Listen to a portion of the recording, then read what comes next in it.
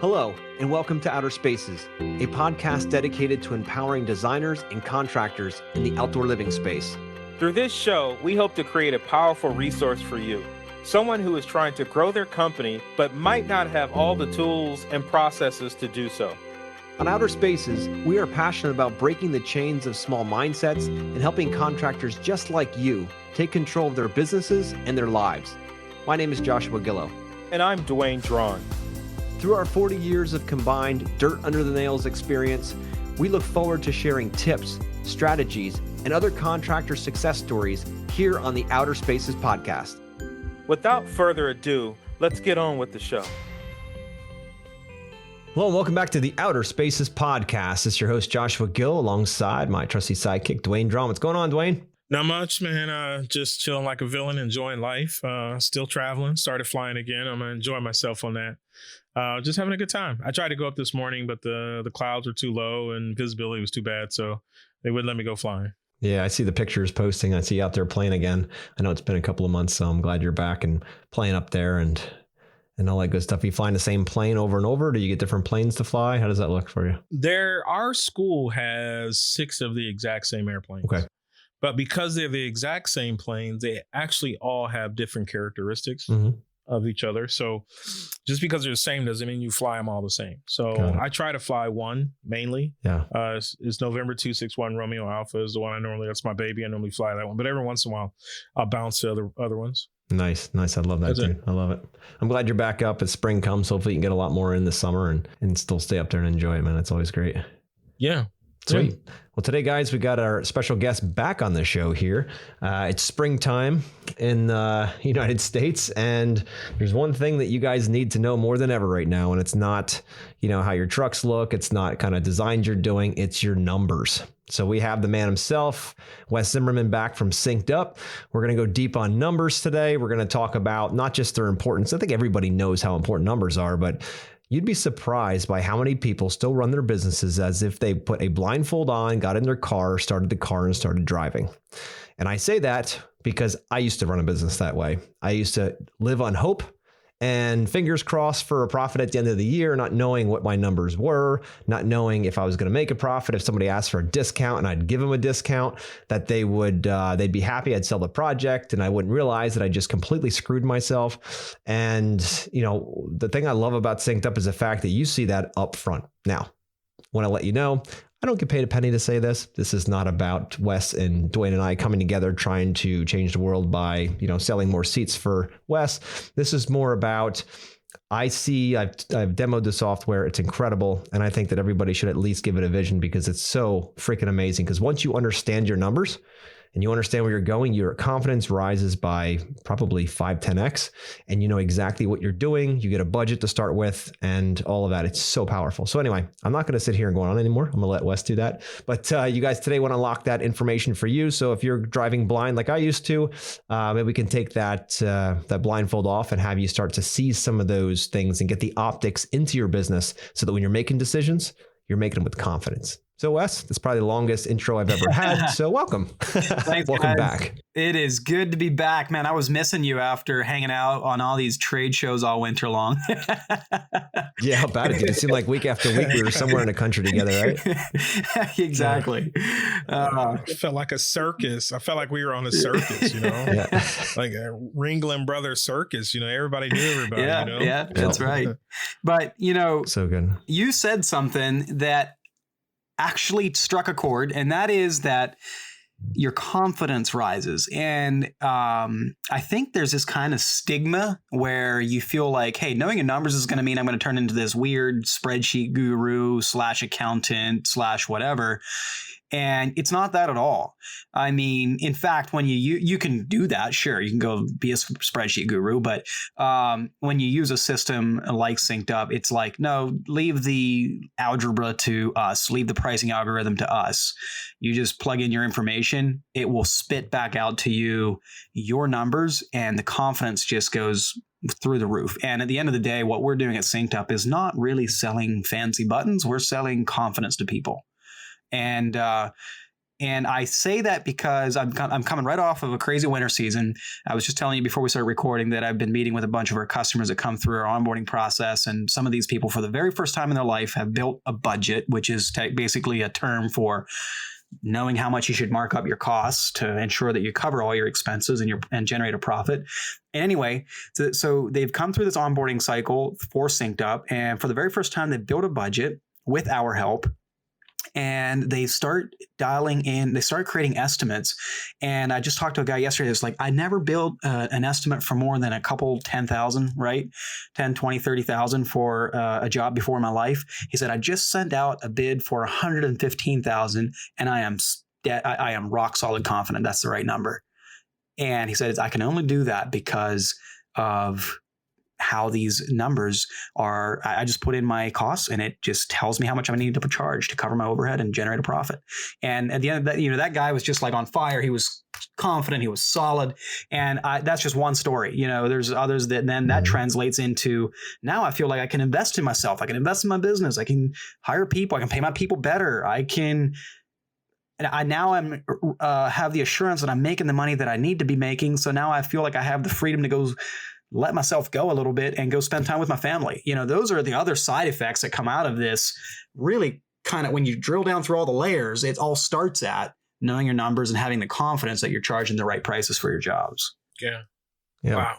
100%, man. I love it. And when you demoed it with me the other day, it's just really powerful to see. And, being in the design manage world now, I can see its value, but coming up from 15 years of being in design build. And thank goodness I had the privilege of working with Vander Kooi and multiple overhead recovery. That's what got us through 07, 08. I mean, we squeaked by with maybe $5,000 into the black, but most were going out of business. And we just squeaked by because we knew we could not discount a project any less than a certain amount. We knew exactly how much overhead we had to recover. We had a budget in place.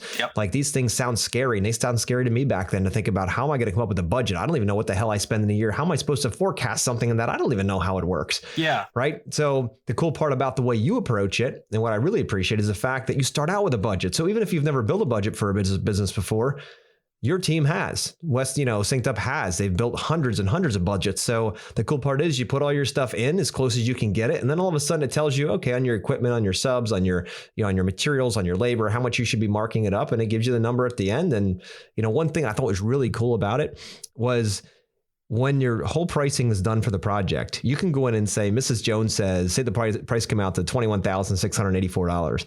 And Mrs. Jones says, I'll give you $20,000 for that.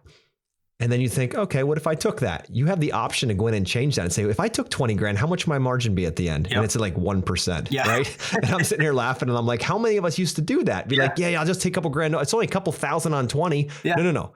That's a couple thousand or whatever, 1,100, whatever it is here, off of your profit, which is a far smaller number than the 20,000. But we don't know that because when we start a business, we don't learn that. We get our EIN, we're ready to be a taxpayer, and that's all we get. Yeah, we have to figure this thing called business out. So this makes it super simple. Your optics are super clear. And I don't know, dude, I love it. I think what you're doing is amazing.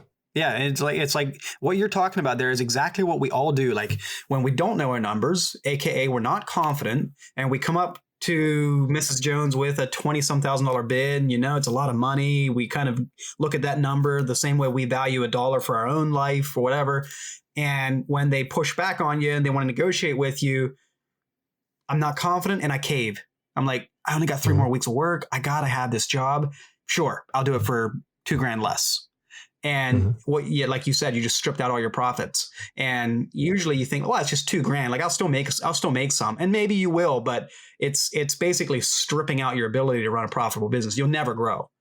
And on the flip side of that, you can stand there, cross your arms and be like, I'm sorry, Mrs. Jones, but that is what I have to do what you're asking for. I totally understand that you have a budget that you only got so much money. Nobody is limitless. But tell you what, if your number truly is $20,000 and not 22, I can make the patio a little bit smaller, or I can use a cheaper paver.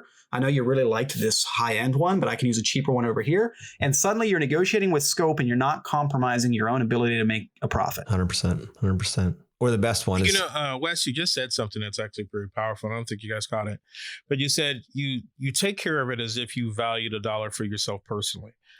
What I see is a lot of guys don't even value the dollar for themselves personally. Now, how do you get them to even understand that value? Well, everybody has their own perspective and lens that they look at that from. But for me, like, I grew up here in central Pennsylvania. It's not really it's not a wealthy area. So to me, making 70 to 100 grand on annual income is like, that's good money where I'm from. Yeah. And if I'm selling $120,000 backyard, that guy's got to be making $250, unless they saved for it for many, many years. Right. So, and so what I'm saying is, and we typically will work for an older clientele that is at the peak of their career, where we're just kind of in their first 5-10 years of our career, which means, so what I'm saying is, like, I look at the number that I'm giving on the proposal to the customer, and I'm like, man, I could never spend that much money. And so you have that kind of lack of confidence that you're putting your own association of a value of $1 to it, and you feel guilty for asking for what you need. Yep. Or if you don't, and then the flip side is if you don't truly know that you need that amount, that's when you cave, and nobody suffers but you and your family and your team. That's actually the point I was getting. Yeah. A lot of guys don't even value the dollar to themselves. They just think they can work. So the dollar of their own money, like their own things that they enjoy in life doing, they're not even doing that. They're just, let's make money, pay the employees, pay the equipment, pay the bills, pay the mortgage, and they're not covering what they want in life. So how do you get them to even change by looking at that? Like, you can do the synced up numbers, get everything right, but how are you getting them to look at the numbers for their life? Like, is that something you're paying attention to? So when we run into a company that isn't like, okay, so let's say we're onboarding a guy that never really pulled his own salary. He just paid, like you said, he's paying his own bills, but never pulling a salary. We'll make them put a salary into the budget. I tell them, whether you take the money out of the company or not is on you. I can't, that's your decision to make, but we're not going to let you build a budget without that salary in there, because if it's not in there, it's not really a business, and you're really riding on a razor thin edge. And we don't want to allow you to go through our system where you're depending on us to tell you your numbers and let that happen. So we'll put it in the budget. The business will at least produce the funds. Whether you take the money out of the company is up to you. Yeah. That's an important piece, because, if you come up with a poor mindset in money, it doesn't matter if you have a lot of money or not, whether you live on the street or you lived in a mansion, but you have a poor mindset on money and you have a hard time even asking people for money. If that's a thing you have, because just some kind of a guilt or some kind of a negative connotation toward money, and you get out and you're like, you present your proposal and you're like, it's 20,000. Yeah. Right. You know what I mean? You're like inviting them to negotiate with you. Yeah, exactly. They're like, well, he'll take less for this for sure. But if you go out there and say, look, it's 20,000 to do this, when would you like us to start? And, with the confidence, knowing my numbers are what they are, that's that. And if they complain, like you mentioned earlier, there's 3 ways to adjust budget. Yep. There's only 3 ways. It's either scope, it's either scale, scope, or sweat equity. They're the only 3 options you got. Yep. The number never changes, because if it does, guys and girls out there listening, if you're like, yeah, I'll take 20 for it, that client just said, thank God those guys would have taken me for that extra money. And thank God I asked. I can't remember who it is. I came across, somebody shared him on Instagram. There's a guy that was saying, he was talking about this whole concept of contractors charging what they're worth. And he was saying, like, if you negotiate with them, if you cave on that price, suddenly you've called into question your own integrity, because it's 100%. Were they ripping me off? Like, yep. How could they take that? How could they just knock $2,000 off the top, or 20 grand, or 10, whatever the number is? And then imagine in the future when you have extra come in and they're like, I want to add to this project. Next time they're like, yeah, that's 15,000 to add that. But how much will you do it for cash? Or is it really 15,000? Is it more like 13? Yeah. So you never ever come off that number. Let's add to this though. Okay, we have just really come off this non-negotiable society. Like, we were, up until, I want to say maybe the past 3 to 5 years ago, we were a negotiating society, where the only reason why we're not negotiating now is because people are actually scared to. They're actually, as much as they want a better number, they're scared to ask or whatever. So, how do we make a broad stroke and say, hey, you guys are dropping your integrity, but they could just be the old school negotiator and just don't know what they're negotiating? That is possible. They could just be doing the old school negotiating game. And their own, but the reason they're doing it then is because they don't truly know their own numbers. Because if they did know their own numbers, they would know, like, I'm negotiating myself into the point where it's costing me money to do this job. I'm not making anything. I may as well take the kids to the lake if I'm going to spend money. Yep. You know? Yep. Exactly. 100%, dude. 100%. But yeah, because I came out of the car business and everything was a negotiation. And now, because there's not enough cars and we're dealing with there's no negotiation. You just go there, whatever the price is on the sticker, you sign, whatever. And then I know both of us, all of us over here, our jobs are savvy business owners, and we're going in to negotiate deals. I mean, Weston, I heard you negotiated several deals during your process and what we were doing. I won't say any names of where it was, but I know you negotiated thing. So what you're saying is those people that we negotiated with, they didn't know their numbers, they don't have integrity for their business, or that was just the sort of scenario that we were dealing with? Well, the whole integrity thing, it's still something I'm processing in my own mind. It just really stuck with me when I read that. I was like, wow, I never thought about it that way. That by me negotiating, I am calling into question my own integrity, because by me being willing to come down, it's suddenly saying, what, were you ripping me off earlier on the first price? And so that's still kind of I'm still playing with that thought in my head. I don't know that I have that one completely fleshed out, but it really stuck with me when I read it. Yeah. And think back, some of the, years ago, especially a lot of the immigrants coming into the country, it's part of their nature. My wife's from Germany. They just have a different way of doing things. You go to foreign countries, everything is negotiable. Like the price is a suggestion, so you can't blame people that's their first generation in the US. They come here like, no, here's the price. Well, that's not how it works in my country. We were raised differently, right? So you have to be mindful of those things.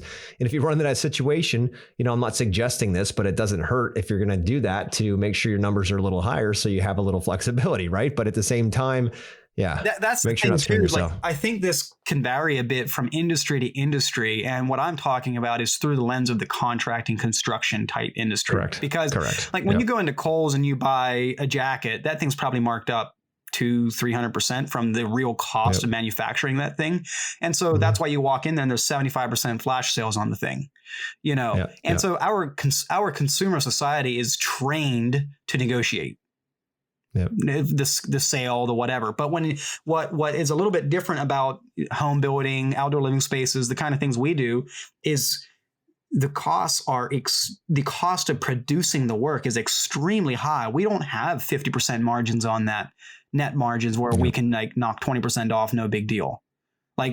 Typically contractors, we don't let people build a budget for less than 10% net profit. But if you look at what the contractor industry, I'm just most familiar with the green industry, but the green industry contractors make, I would say the average is less than 10%.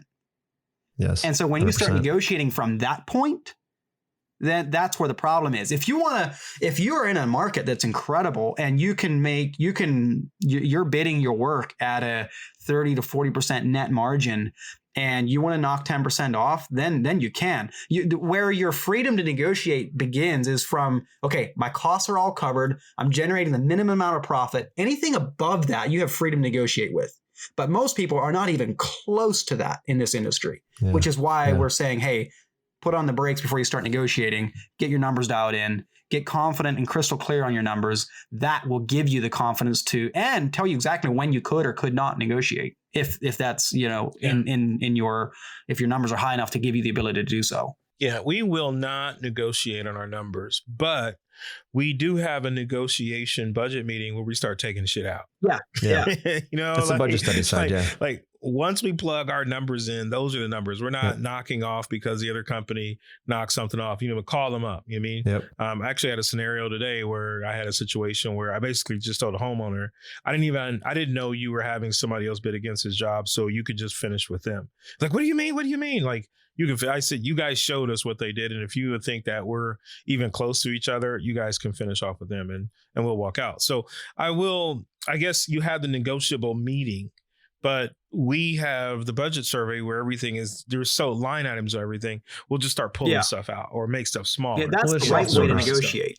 Yep. That's a soft number side. So you design, and then the budget study, which is the next piece, that shows them a soft range, and it's more of a clarifying for them to see what it is, and a bit of a qualifying as well to what their budget is.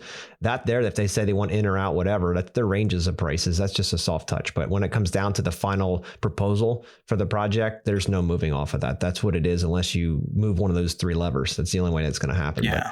But, but that's the confidence you get by knowing your numbers. There's a lot to that for sure. Yeah.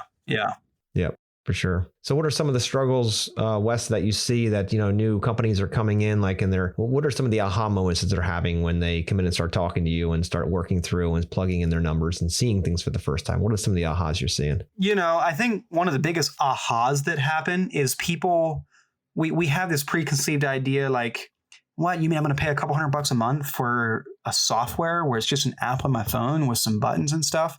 Like, and the instant perception is that this is an additional, like, if I were to sign up for this software, this is an additional expense that I need to dip into my pocket to pay for. That's the instant perception. Yeah. That's instantly how they perceive it. But then I've just talked to a handful of people that also the same thing, coming off the onboarding cycle after they bit the bullet, signed up and paid the money. And they were like, man, like, this is what I'm paying for. This is nothing. And by the way, it's built into my budget. It's not me paying for it. It's my customer paying for it. And the return I'm getting is everything we were talking about: confidence, knowing your numbers, getting the right dollar amount for the right job.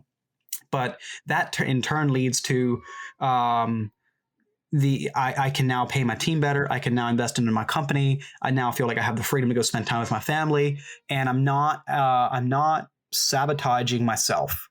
And like I've even seen people. There's two brothers that signed up recently. The one really wanted it. The other one was a total skeptic. Like, no, this is ridiculous, waste of money, and flipped them around to being a complete believer in it, because it's like, wow, like this is all the stuff that we used to fight and bicker about, and now it's crystal clear, and there's numbers don't lie. That's one thing that's cool about numbers. Like when you finally stand back after getting your numbers down, it's like this huge sense of relief, because it's like, they don't lie. There's no more arguing or no more.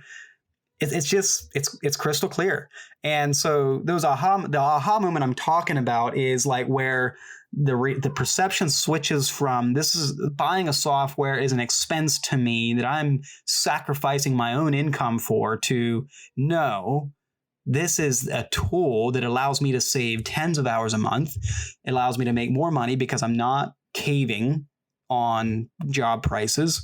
And I'm actually now feel like I have the license and the freedom to go build the company I've always wanted to, because I just got done putting a new machine into my budget. And now the prices I'm selling my jobs at are giving me the cash, the funds to go buy that machine I've always wanted to, but I always had this scarcity mindset to where I can't afford it. Yep. I just put it in your budget. As long as you sell the work at those prices, you have the cash, you have the freedom to go spend it on what you think you want to for your business. Yep. Yeah, Wes, when you sign contractors up and you start going through the whole process, what are you seeing that's some of the greatest red flags that you're seeing? The issues that they're having? The biggest one is people underestimating what equipment really costs them. Like they don't understand, like that $100,000 piece or $70,000 piece of equipment is depreciating every year. And that depreciation is a real expense to your business. And if it's not baked into your pricing, you're losing money. Yep. Like usually that depreciation on the equipment, if you're a standard outdoor living space construction company, you have a Mini X, you have a skid loader, you have some buggies, you have a Dingo or an MT or whatever. Like you just take that standard outdoor living space construction company in that stack of equipment right there, and your trucks yet. The depreciation amount coming off of that equipment is sometimes enough to wipe out the 10% profit they think they're making. Yeah. Every situation is slightly different, when they think they're making money, they're actually barely breaking even. Can you go a little deeper on the depreciation, what it is? Because I'm sure some listeners have heard that from their accountants, but they're like, I don't know, it's some fucking ghost in the night. I don't know what the hell that thing is. Yeah, so can you go a little deeper on what it is actually? Yeah. So, okay, using really simple numbers. If I have a $50,000 machine, and let's say that I am planning to use that machine for 8 years before it's going to be worn out enough that I need to replace it. Or let's just say 10 years to keep the numbers even, so it's a little easier. $50,000 machine, 10 years life. And when I sell it, I am going to sell it for 10 grand. It's going to be worth 10 grand at the end of those 10 years. Okay. So there we got three numbers, 50 grand, 10 years, and 10,000 when I sell it. So we take the 50 grand, subtract what I'm going to sell it for, the 10 grand. So I'm left with 40. During the life of that machine, I had $40,000. I lost $40,000 during the life of that machine in depreciation. But then I had it for 10 years. So I take that 40 divided by the 10 years, which is 4,000. So that machine is depreciating $4,000 a year. And that is an expense. And many contractors completely gloss over that, don't pay attention to it, don't even know what it means or know how to. And it's, I mean, someone had to show it to me. I didn't just like magically wake up one day and understand that. We all need to learn this stuff.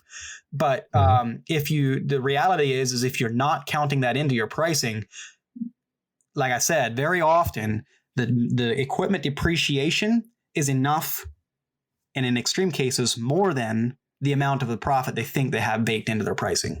And it wipes them out. It's a huge piece. Yeah. It's like it's a significant piece. It's often every bit as much as the whole owner doesn't have a salary in the budget thing. Yeah. And that's one of the biggest issue with contractors. I mean, there's several kind. Techo Block actually did an event where they did like sort of a bio of all the different contractors. You had the contractor want to show off his equipment. You had the contractor was happy to do the design work. You had the contractor who was happy to show off the jobs on social media. You had that. But one of the things I do see is contractors love to show their equipment. So that has to be a huge, like you see all these new trucks popping up. You see all these new machines, excavators. Like, are they really accounting for what those costs? And you got to add maintenance too. I mean, you got the depreciation of the machine. Like, what does it cost to maintain it? Or what does it cost to train somebody how to use it? And how much does it cost to even drag that sucker to the job site? You know what I mean? You need a trailer now. You got more fuel you're burning in the trucks. Like, does that all that stuff get added into it too? Yeah, it has to. What I just described is just the depreciation. Plus you got the maintenance, the operator, the fuel, all of that stuff to go along with it to come up to the point where you have an hourly rate for that machine, if that's how you're charging for it. What we often do, just because it's simpler and there's less ways to screw it up when you get to the estimating phase, is we take the depreciation cost of that equipment and we put it right in as an overhead expense. It's a line item on your overhead section of your budget, so that when it's baked right into your overhead, which means that let's say my cost for an hour of labor is $30, then I multiply that $30 an hour cost by my overhead recovery markup rate, which might be 120% to cover my cost of all my depreciation and overhead expenses. Then that's my break even. Then I add my profit, and then that's my price per hour. So it's like the how you should price your work is three numbers. It's your hard cost, it's the overhead recovery markup rate, and then it's the profit. So it's cost plus overhead recovery plus profit equals your customer's price. Perfect. I love that. It's one thing I also love that you guys capture. And dude, in the beginning, I didn't even realize this was a thing. I always thought that with a business, you just made as much possible money as you could while the sunshine, before winter came, and you just kept making money and making money, making money. And at the end, as the owner, you got whatever was left. Right? You get there like you're just hoping there's that big pot of gold at the end of the rainbow. And you're like, I'm just going to grab that puppy and run. Like, it's going to be great. I hope I make $100,000 this year. It's going to be incredible. Right? But the problem is that you're robbing the business blind. And I didn't realize I was doing that for a while until I learned about overhead recovery with, Vander Koy and Jerry Gata and all that. And then I'm like, oh shit, that's not good. So then finally putting my owner draw into the overhead side, because if I would stop working or die or whatever, the company could not work without me as an employee, quote unquote. So the work had to be done by someone, which is a valuable asset to that company. So it must be plugged in. And then the business makes money and ROI after that.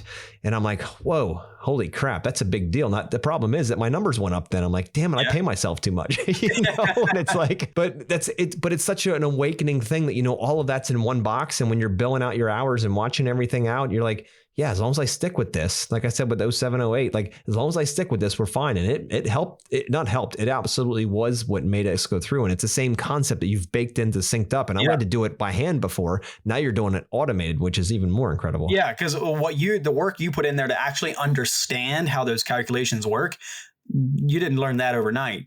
And hell no. With the software, with the ability of software, now you're at the point where, hey, just sign up, plug in your data, use the system. I don't really have to understand how the math works, but I know the numbers are right. Yeah. And if you change something, or you're like, hey, you know what? I'd really love to go buy that excavator. I really want to add a second fleet, a third fleet, a fourth fleet, a whole nother group of people. Hey, Wes, what happens to my budget if I do that? All right, do this, this, and this. Okay, here's your billable rate. Go. Yep. Whoa. You know what I mean? There's no guessing anymore. You're not going to keep your fingers crossed and hope like hell. But obviously, you got to have work coming in the front side, and that's what we can help you over at Yes Express with. Yeah, exactly. But there you go. on the other side, right, then Wes can keep all the beans in a basket and make sure that you got some money in the account at the end of the year. That's the cool part. Yeah, exactly. And people, see, this is the tricky part: is that overhead depreciation, that depreciation expense on the equipment isn't immediately apparent, because you're not actually paying an invoice for that $4,000 a year of depreciation that I was describing. It's not until you need to go replace that machine 5, 8, 10 years later that the real cost suddenly becomes apparent. You're like, man, I don't have the money. How? And so you go put it on credit, and then it breaks down. Yeah, it's just like it turns into this vicious cycle that gets out of control. And people can be in business, like they might make enough money to buy their first initial machine, and they can be in business for 3, 5, 8 years before they really get to the end of their, like, you know what? I haven't been charging enough this whole time. And then you got a hole to dig yourself out of. Big time. You know, Weston, I actually call that retool. I see that a lot. Small businesses, even myself, when I first start, you barely have enough to get started. You get started, you're in it, you're growing, and then you got to retool. You got to buy new equipment, and you're like, holy shit, I don't have the money to buy new equipment. I think a lot of business owners get into that. Question I have for you two is I know once you get everybody onboarded, they're now off on their own.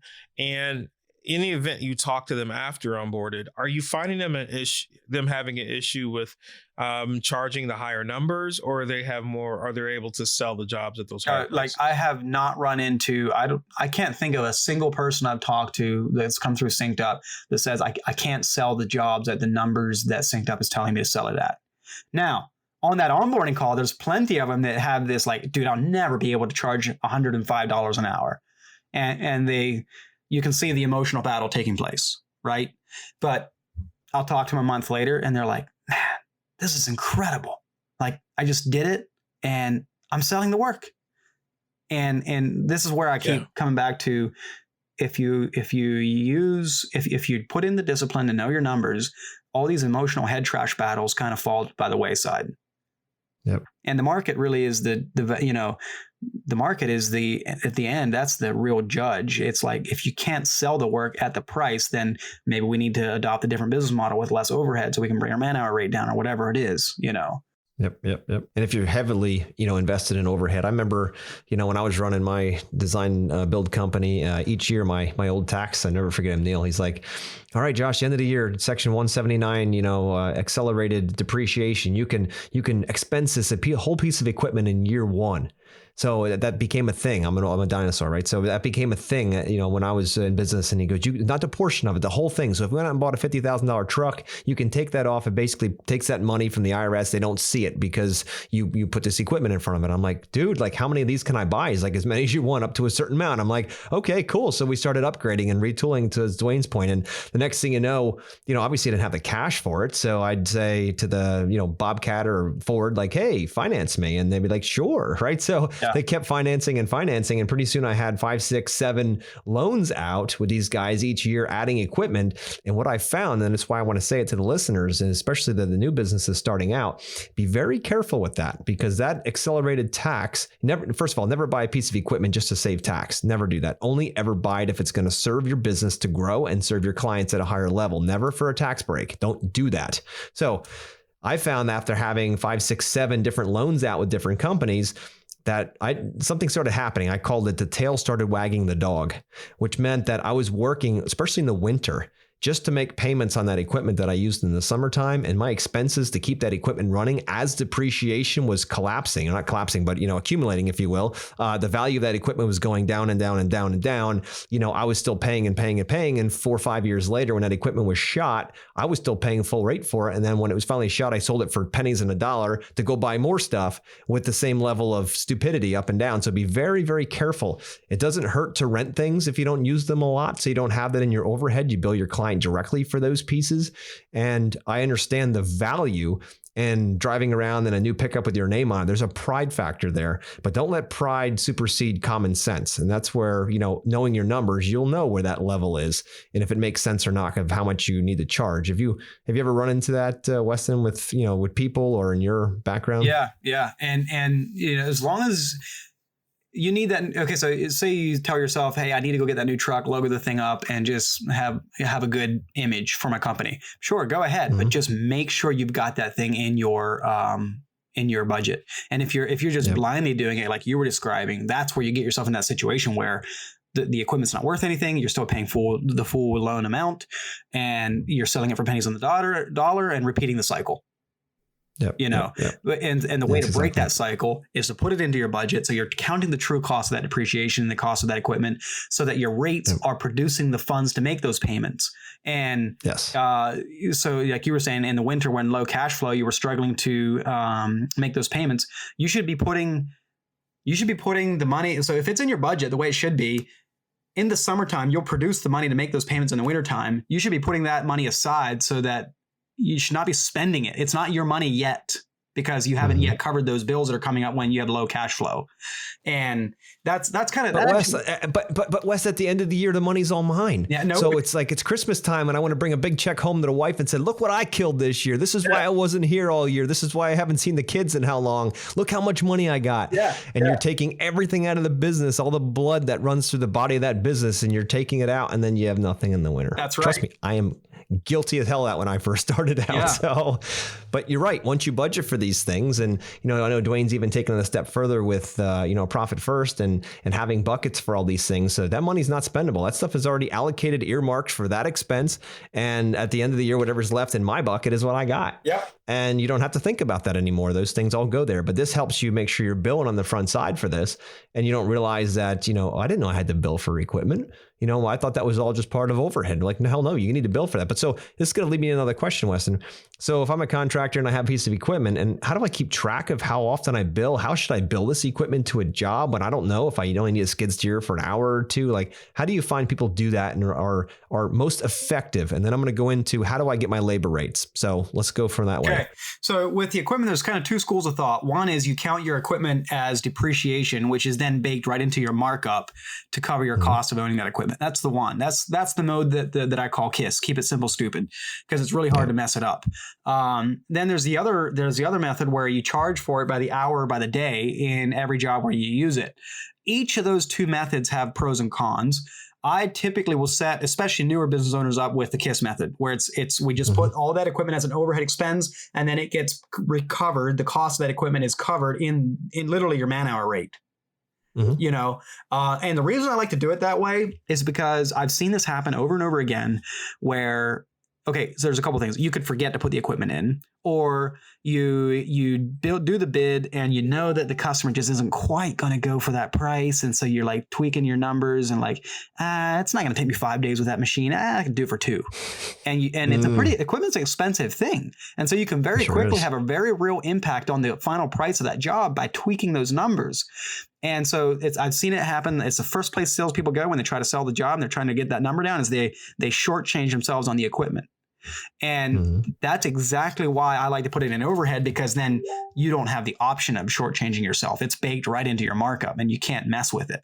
Got it. And on the flip side, what happens when you do that is your man hour rate goes up, your markups go up because all of that expense is in your overhead recovery markups.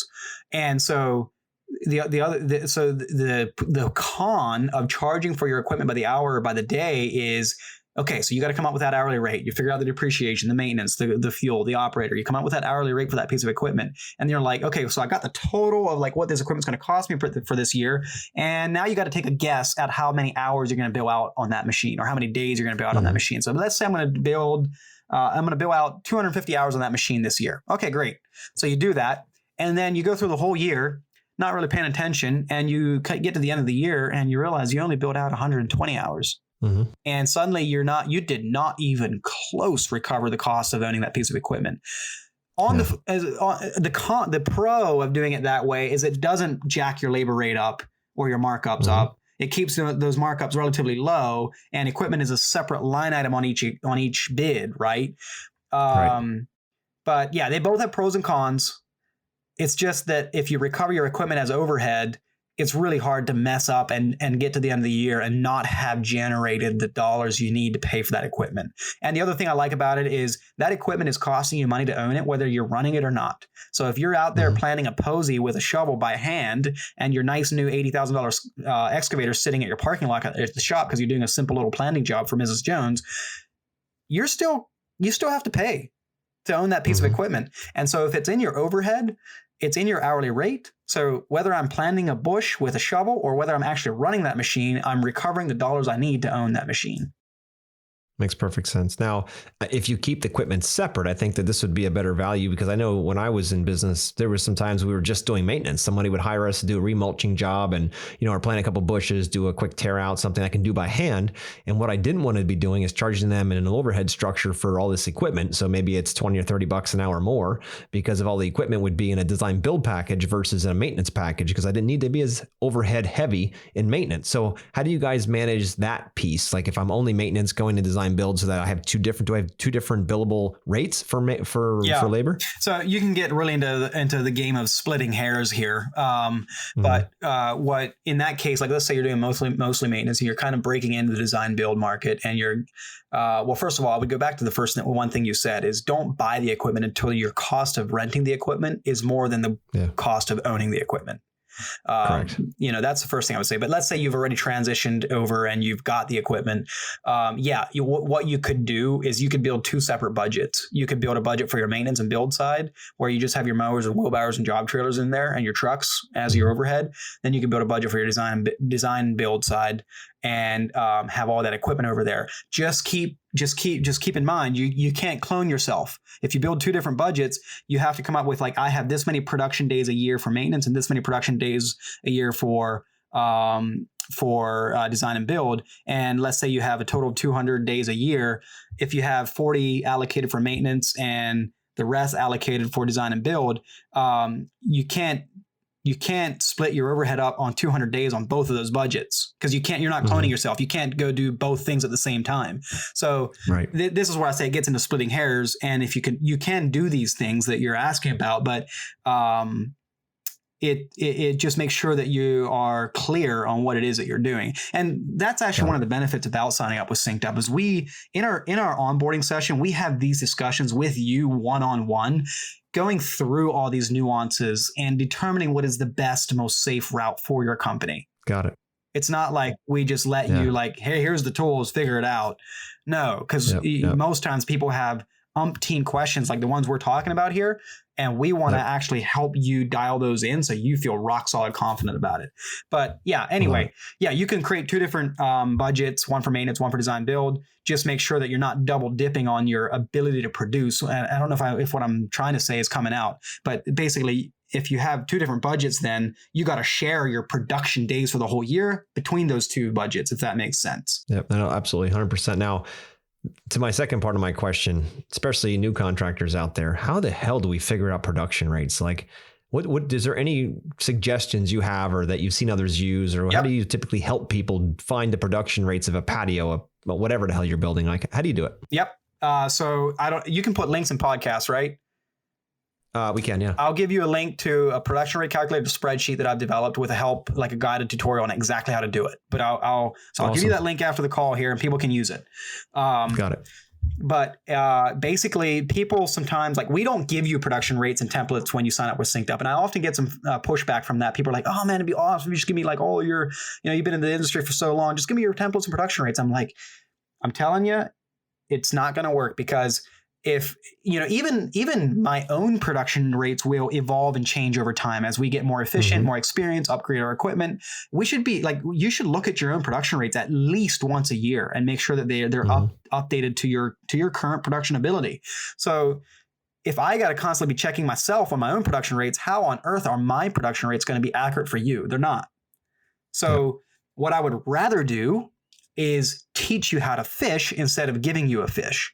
And that's why I've developed this spreadsheet where you just plug in your data of like, hey, I built 6 patios in the last couple months. This many square feet was this one. This many square feet was that one. This many square feet was this one. You plug all that in the column in the spreadsheet. Then you say, this job took me this many man hours. This job took me this many man hours. This job took me this many man hours.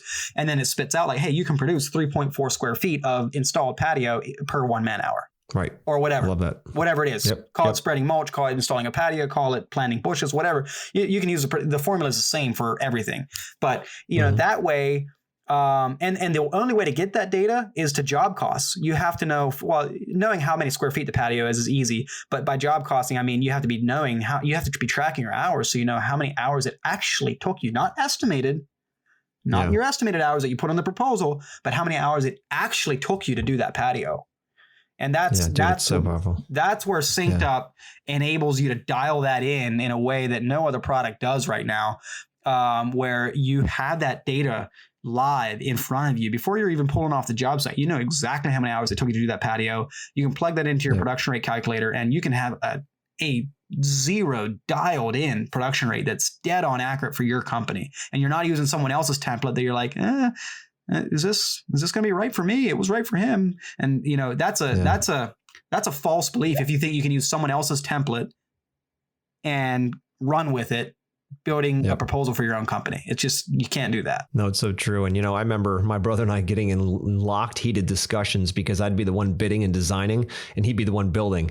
And he'd be like, how the fuck am I supposed to build this patio in 75 hours or whatever the number was, fill in the blank.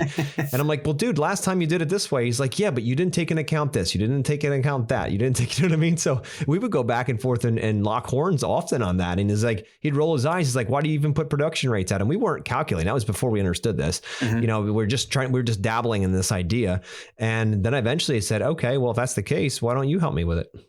And I brought the team in from the outside to help me with that and say, let's start building production hour sheets like you're talking about. That's why I think it's such a great asset where, all right, if I think it's 75, how much did it actually take? And we didn't have something like Synced Up what actually compared it at the end. Yeah. Right. That's what I love about it as well, is you actually look back, after your project's done, and you said, oh, did we actually make any money? Did the production hours that we said we're going to use, did we use them all? Did we use more? Was the material more or less or right on? Or all of that's, it shows you very clearly in the software. So it's like, man, I wish I had something like that because, man, there was so many times we bucked heads and eventually, like I said, we worked together to figure it out. But having that tool, that's great. Yeah, we'll get that in the notes. Send it over. We'll send so anybody listening can grab it. For sure. And the law of average, the more jobs, like I said, if you have 6 jobs you've done recently, the more jobs you have, the more accurate your production rate will be.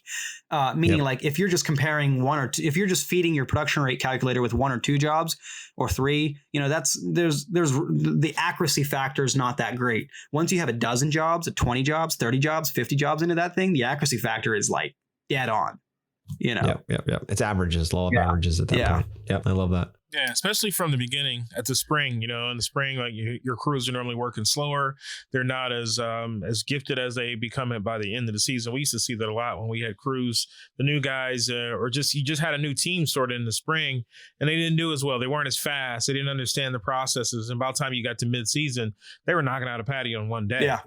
Makes a big difference. Well, then you also got heat and water and rain, all that kind of stuff to deal with too. And if you're doing law of averages, then you just know that it's always about X. Like we're just going to use your number 3.4, man hours per square foot or whatever it might be, or square foot per man hour. But that's an average. So when you're bidding, you're not thinking about, is it going to rain? Is it not going to rain? Is it up a hill? Is it down a hill? Like all of these things are just kind of baked into that number. And sometimes you win really well. And sometimes you take a little of a hit. But when you see that there's different things like grade changes or bad access or something like that, that's going to stretch the job out much further. A simple 500 square foot patio that has easy access to a road 15 feet away is going to be very different than having one that's 100 yards behind the house and you got to go through the yard all the way through. So these are things you start looking for and you start adding in for, preparation, site preparation, getting in and out and all of that. So you can add time for those things. Exactly. But without those numbers, you don't have anywhere to start. And it's so damn important. Yeah. And you could even get to where you're creating a production rate for easy access job versus difficulty access jobs. Or you could just have your production rate for the installation of the patio itself. And you have a multiplication factor of like, hey, difficult access, another 15% on hours or whatever. Like you can kind of choose how you want to tackle that. But I see a lot of guys like create a template and production rates for easy access patios, difficult access patios where I can't even get an excavator in there, whatever. Like, and that helps you get more dialed in. because if you try to have the exact same production rate for everything without taking into account those things you're talking about, you could use a production rate that is following your law of averages over the last 50 jobs, get into a job with really difficult access, and really kind of blow past your man hours estimate. 100%. Yeah, for sure. Well, dude, I could go on for days talking about this fascinating subject, for sure. Do you have anything else you want to drop on our listeners here before we wrap up? Not really. This has been a great conversation. Like I love these kinds of conversations, and I get more passionate about it by the day just because I see how much of a real impact that it has on people's lives. Like this is not just so we can geek out and nerd out over spreadsheets or software. It's like, because this stuff, when it becomes real for people, it has a direct and genuine impact on their life. And I get to have a front row seat to that, which is awesome. But, I think I would just, if I dropped anything here at the end, I would just say, just remember, it's not only you that's suffering if you don't know your numbers. It's also your family and your team.